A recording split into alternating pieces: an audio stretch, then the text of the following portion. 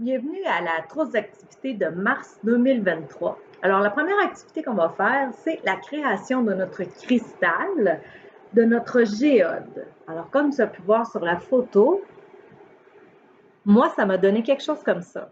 On va faire ensemble les étapes. Alors, dans ta trousse, je t'ai envoyé un sac avec du sucre et à l'intérieur, il y a un deuxième petit sac avec du sucre aussi.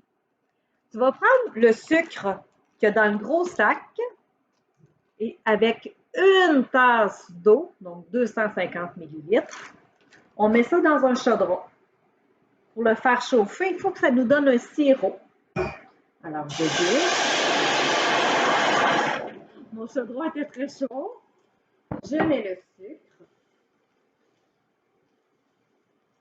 et je vais brasser. Je vais brasser jusqu'à ce que j'obtienne un sirop clair. Ça veut dire que tout le sucre va être dissous.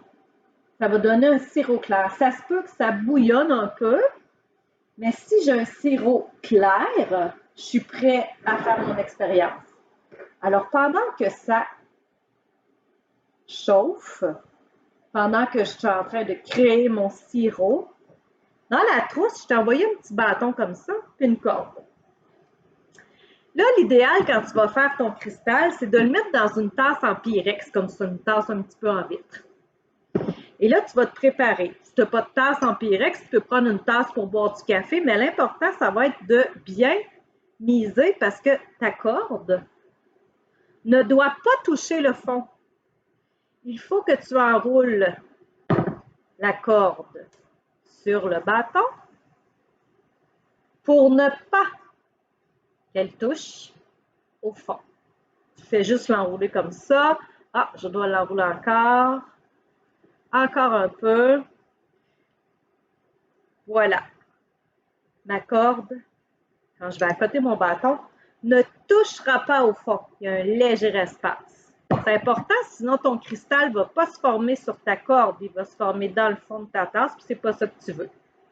Je vérifie mon sirop. J'ai un beau sirop très clair. Je peux fermer mon feu. Le petit sac de sucre ici. Tu peux prendre une petite soucoupe, le verser dedans. On verse le sucre dedans. On prend notre petite corde et on va la tremper dans le sirop. On la trempe comme il faut dans le sirop. On l'aide bien. Quand c'est fait, on vient, je ne sais pas si tu peux voir, mais je viens bien l'enrober de sucre. Alors, j'avais mon sirop chaud, j'ai trempé la corde dedans et ensuite, je l'ai enrobé du sucre qu'il y avait dans le petit sac. Je vais mettre mon bâton. Je vais faire bien attention. Tu peux demander de l'aide d'un adulte parce que là, ça va être très chaud. C'est bouillant. C'est bouillant. Je verse le sirop. Je t'ai aussi envoyé un petit peu de colorant. Si ça te tente, c'est le moment de le mettre. Alors, tu coupes un des coins des sacs, tu vides le colorant, tu le mélanges avec, puis c'est tout. Ensuite, je vais mettre ça dedans et je vais laisser ça comme ça pendant 3 jours. Et là, moi, je dis 3 jours, mais ça pourrait être 4, 5, 6 jours. Tu pourrais le laisser là extrêmement longtemps. Ce qui va arriver, c'est que le sucre qu'il y a dans ton sirop, il va chercher à s'accrocher au sucre qu'il y a après ta corde. C'est un phénomène naturel. Tous les éléments semblables cherchent à se rassembler. Ce qui fait que, après plusieurs jours, il va y avoir une couche de sucre sur le dessus de ta tasse. Tu vas la perforer avec un couteau, une fourchette.